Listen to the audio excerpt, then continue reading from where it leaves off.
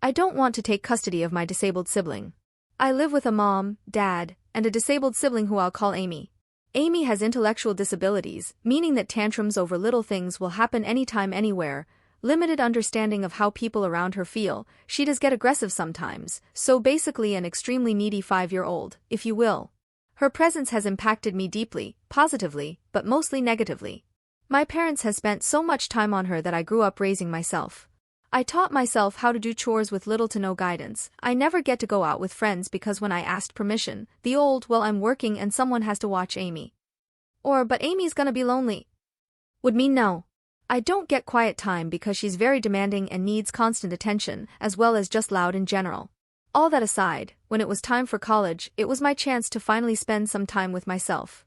I've lived in a dorm since I started and now it's almost time to graduate. I've worked hard in my studies, it's time to graduate and I go out to eat with my family and somehow, I heard well, you're gonna get a place of your own once college is finished. Remember to make some room for Amy.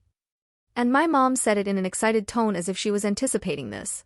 I played along for the rest of the outing but now it's just sitting with me. I think of all the times that Amy has made me so stressed to the point I cry in the bathroom wishing it was all a bad dream. I tell myself that I still love her, but that statement just feels like a rule rather than a genuine feeling. I try to think of the memories we had together but when coming to thought, those memories feel forced. Being honest, I never had intentions to take Amy in with me. My plan was to graduate, live on my own, get a job, and die.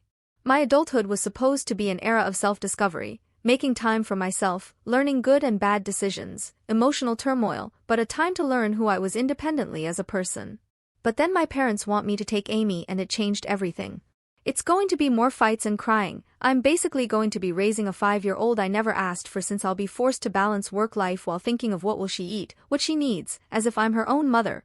Everything that I missed out on growing up because of parental neglect, or memories I couldn't make, I was going to live it all on my own terms. But then bringing Amy into the picture ruins the whole point. Maybe I'm selfish, call me that if you will, but I'm just saying that I know I will be better off without her. I'm positive that I can do so much more if she wasn't my responsibility. That's it. I guess the main question is, how to tell my parents that I don't want to take her in. Maybe I'm doing this wrong? Say what you want, I'll take any feedback, even if it's harsh. Update. 6 months ago, I went on a rant about how I was ready to live life after college and my parents eagerly drop on me that they want me to take my disabled sibling, with a severe intellectual disability that causes her mental age to be far below her physical age, with me. Of course, I didn't want this, I still don't, and I have yet to bring it up. As of now, I have graduated and is looking for a job out of the state. I live in a middle-of-nowhere area and I used that as my excuse to leave my state, to which my parents are a bit hesitant about because you and Amy will be so far. As far as a job search, there are a handful of openings but not many, so I am applying in hopes that some will accept me. As for housing, I'm trying to find an apartment to rent but prices are rising in these times. Luckily I have a friend from college who's moving to the area where these jobs are, except it's a bit far from where I want to apply, like 25-minute 40-minute distance, but if I must take it, then she would let me in. She said so herself, if anything, that means she can split her rent. But since I'm done with college and unemployed, I am back at my parents' house, meaning my parents has taken this opportunity to spoil the hell out of themselves. They know that I am no longer a teenager babysitting her sibling, I am now a grown adult, so they make me to babysit her overnight while they enjoy long night outs and a week-long vacation. But whenever they aren't home, my sister is like a needy child. Will want food, but when given, will throw a tantrum when she doesn't get to drink a soda with it.